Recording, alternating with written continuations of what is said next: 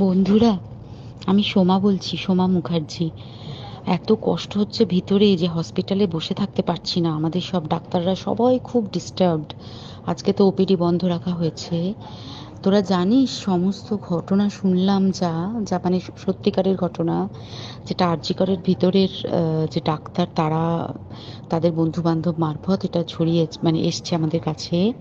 Actually যেটা ঘটেছে সেটা হচ্ছে, আমি শুনে তো মানে বিশ্বাস করতেও নিজেকে কেমন লাগছে রে।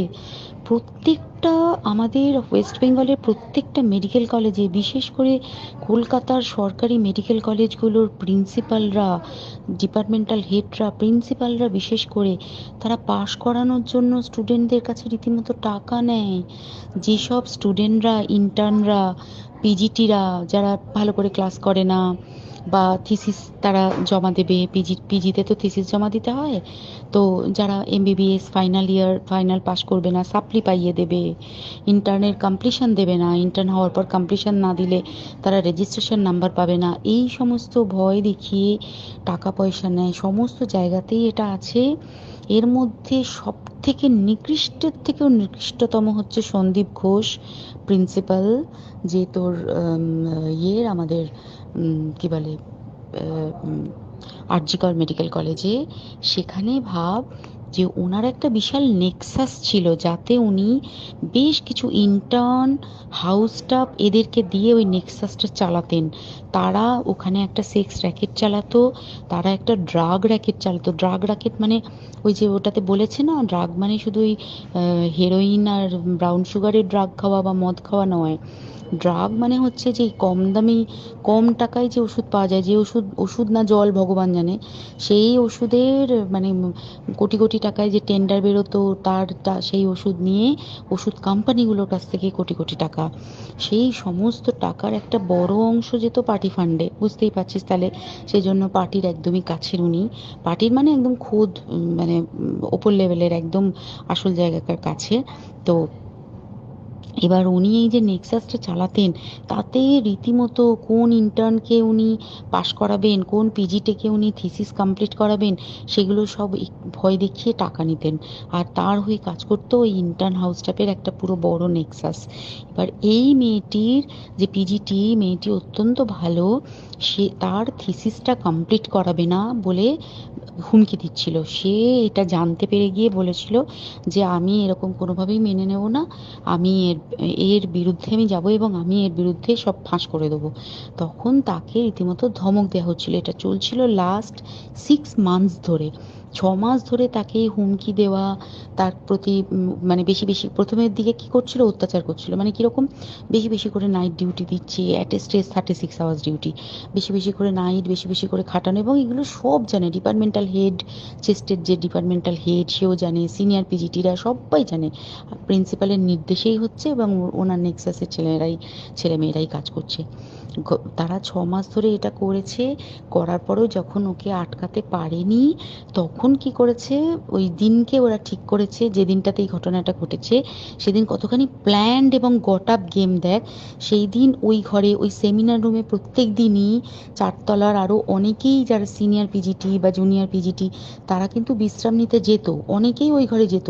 সেই দিনকে ও একা, ওকে বলেছে তুমি ঘুমিয়ে পড়ো, ওকে একা রেখে এসেছে। বাকিরা কাউকে যেতে দেয়নি, বলেছে ওই ঘরে আজকে ঘটনা ঘটছে, মানে কাজ হচ্ছে, ওই ঘরে কেউ যাবে না।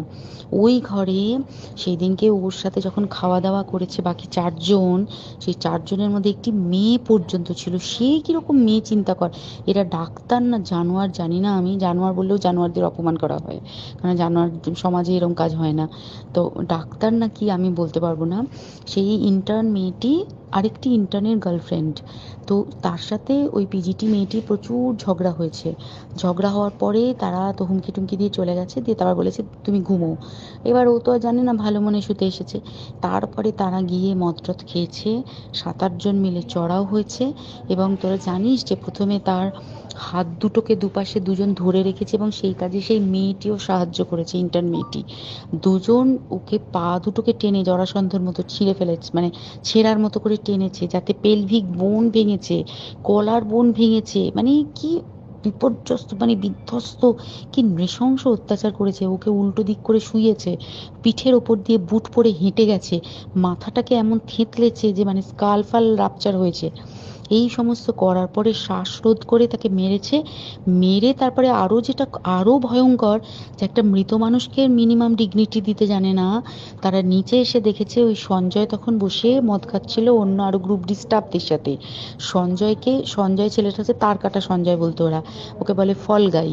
মানে ওর একটু ওইসব আলুর দোষ আছে, ও যত্রতত্র যখন তখন প্রস্টিটিউট এলাকায় যায়। এবার দেখেছে যে একে দিয়ে যদি একটা রেপ করিয়ে দিতে পারি তাহলে ঘটনার মোড়টা অন্যদিকে ঘুরে যাবে। এইবার ওকে বলেছে, যা সেমিনার রুমে তোর জন্য রেখে এসেছি, যা তুই এবার গিয়ে কাজ করে দিয়ে আয়।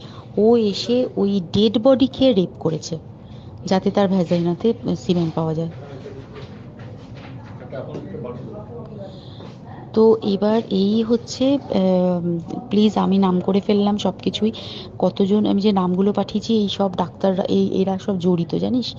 কিন্তু কেউ কোনো প্রমাণ নেই, প্রমাণ লোপাটের জন্য সেদিনকে ওই ইন্টার্ন এবং ডাক্তাররা যে ওইখানের যে বাথরুমটাতে হাত পা ধুয়েছে, রক্ত ধুয়েছে, সেইটাকে সাত তাড়াতাড়ি প্রমাণ লোপাটের জন্য ওই দেওয়ালকে ভেঙে দিয়ে তার মানে ওই বাথরুমের জায়গাটাকেই ভাঙতে হচ্ছে ওদের। ওখানে নাকি ওরা রুম বানাবে, কালকে দেখেছিস তোরা খবরে। আর বেশি বলতে পারছি না, মানে তোরা তো সবাই প্রোটেস্ট করিস, আমরা তো আমাদের দিক থেকে করছি, কিন্তু কিছুই হবে না, এই পোড়া দেশে কিছুই হবার নেই, শুধু ভেতরে ভেতরে গুমড়ে গুমড়ে কষ্ট পাওয়া। আর আগামী প্রজন্মের যে ডাক্তাররা বেরোবে, তারা যে ইন্টার্ন বা পিজিটি বা যাদের কাছে আমরা যাব ভবিষ্যতে, তারা কি ডাক্তার না কি আমি জানি না, কি নিয়ে তাদের কাছে আমরা যাব আর কি করেই বা আমাদের পরের প্রজন্মকে আমরা সুরক্ষিত রাখবো।